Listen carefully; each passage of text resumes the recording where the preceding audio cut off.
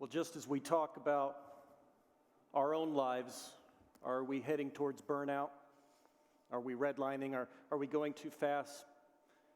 We also recognize that sometimes there's people around us who are doing the same, and that we have to engage that conversation not only with ourselves, but with them sometimes too.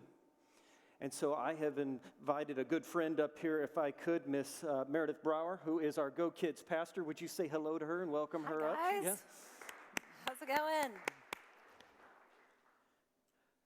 Meredith, sometime in the last year, it became obvious that you were living that life, that you were redlining, that you were burning out. Would you tell us a little bit about that? Sure, I'm glad I could be your poster child for burnout. You're welcome. So, yeah, it was about last March or so we really started to see this. What had been happening, see, I've heard the definition of burnout as being overwhelmed for long periods of time. And that's pretty much exactly where I'd been. So long periods of time. You know, here, a kids pastor, mom, wife, a lot of you guys can relate if you're job, parents, everything, so much going on. And such a busy all the time. And if you know me well, you know I'm just a busy person. I like to keep myself busy. But I also was not having the personal and family boundaries that I should have.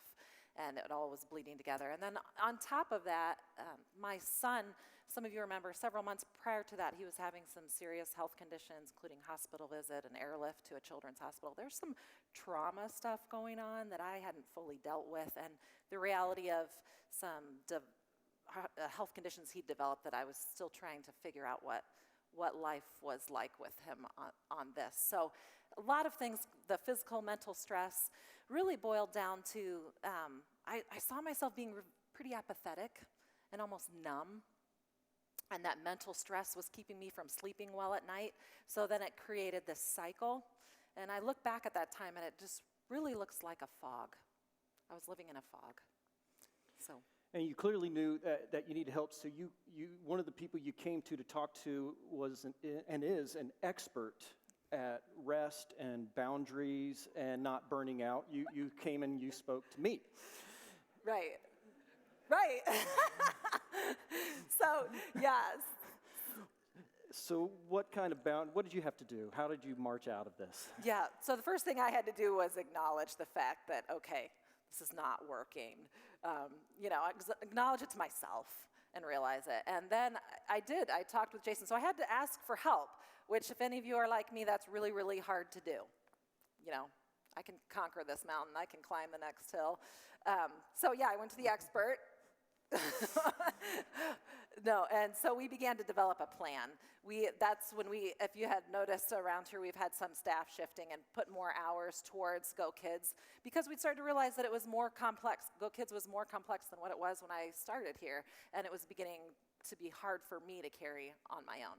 So with that, the other thing that I worked on was some soul care. I knew that with this, I mentioned my son's health condition and just some mental stress that had been going on. I needed just that extra time with God to restore my soul and to not neglect that. You know, I wasn't just neglecting the healing that I needed from that time. Just kind of like, I'm okay, you know, and just keep going. And no, I needed to deal with that. Needed some more personal family boundaries and making sure that I was all in when I was at home with the family. And, then what's my last? Oh, yeah. So, so I also, one of the other things that I started doing too, I used to write. I did some writing before I came here, and I really hadn't picked that up again since we moved here 3 years ago, and just started doing something that I really enjoyed. Got a hobby. Yes, got a hobby. Amazing. So how are you feeling these days? You know, I'm doing a lot better. I will say, I think with my personality and drive, it's probably something that I'm just going to be dealing with repeatedly at times. But I've been able to catch myself earlier, catch the signs earlier, and make sure that I've got things where they need to be. Well, very cool. We're sure glad that you're here, and I know I'm invested, and I know most of you are invested too in helping you find those boundaries, finding that rest, and making sure that you're a part of this family for a long time. Thanks for being a part of us. Would you thank her one more time? Thanks, guys. So if you were listening to Sean, he said we're going live and there'll be a couple of you talking about burnout, and there's only one left on stage at the moment. So I'm it. Just as he talked about the Veyron, a lot of us are redlining. And there's a cost to that as well. He talked about that. If you're going to redline all the time, you're going to be buying a lot of tires. You're going to be buying a lot of gas. Truth is, if you keep redlining even that very nice vehicle, and by the way, if you're thinking of a post-Christmas gift for your pastor, that's pretty nice. And I'm a couple million short, so. But if you push and you push and you push that engine too long, it's going to break. It's going to fail. There came a point in the last year, and some of you who are close to me know this. You saw it, you walked through it with me, where I was done. Had been going so hard for so long, just hanging on through change and through growth and through everything else, that I did nothing to take care of myself. You just go and you go and you go. And you wake up one day and you just say, I think I'm done. And I got there this year. There was a point that I got there. And it hit me that I enjoy running, that I needed to see this as a runner sees it. And what do I mean by that? I mean, first thing I had to realize is life is a long distance run. It's not a sprint. And yet, so many of us are sprinting from one thing to the next. Our life is just one constant sprint. But if we're going to be who God created us to be and live the lives that God wanted us to live, we're going to have to treat it like a long distance race. The second thing I remembered and knew is that if you're going to win the race in life as God is calling us to, you're going to need a coach. You're going to need people around you. You're going to need to be accountable. You're going to need people to navigate with that with you. You cannot go through that journey alone. And too many of us are going at full speed all the time, and we feel alone. And it will lead to burnout.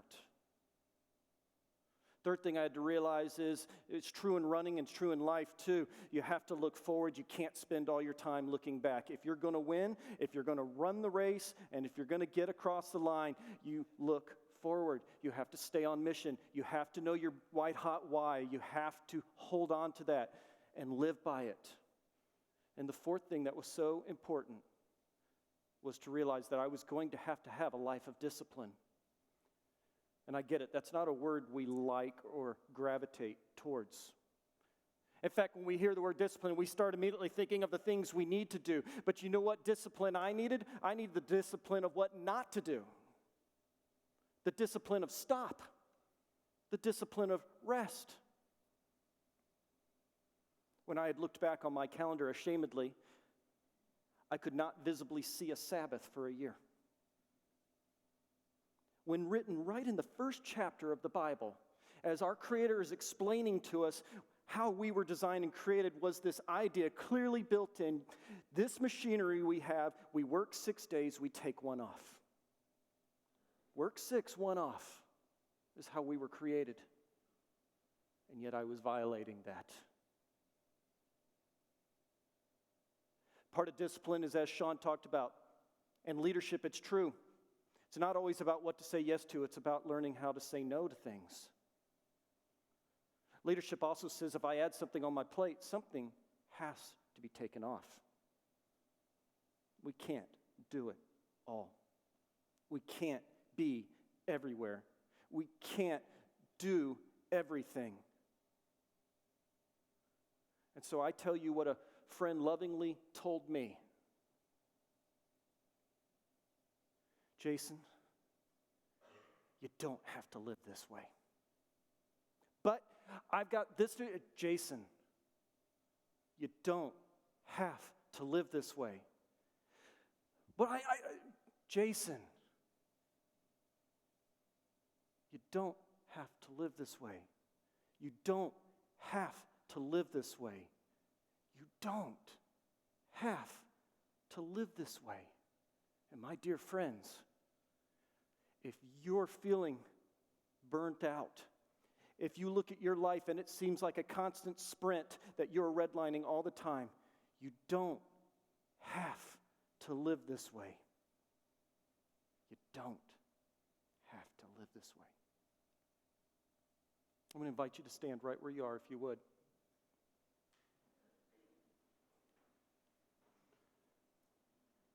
Here in a moment, we're going to move into a time of worship and receive our tithes and our offerings. In this next song, may it be a prayer for those who are tired, those who are weary, those whose calendar can be like mine. It's one solid color throughout the week because it's that busy. You don't have to live that way. And may we experience the freedom of simplifying and finding out what is most important and know. Because the last thing I found out in my journey was this. When I started being disciplined and living this way, my family did too. My employees did too. Guess what? You have more influence than you know.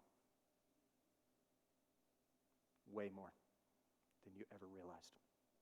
Dear Lord, search our hearts, reveal to us those things that only you see. Those things getting in the way of us living that life that you've called us to live, the clutter, the noise, the chaos. We're busy in so many ways. But are we doing the right things? So as we take this time of giving back to you, may it also be a time of reflection. We don't have to live this way. And you are calling us to freedom. Freedom to simplify and focus on the things that really matter. We love you, Lord. In your name.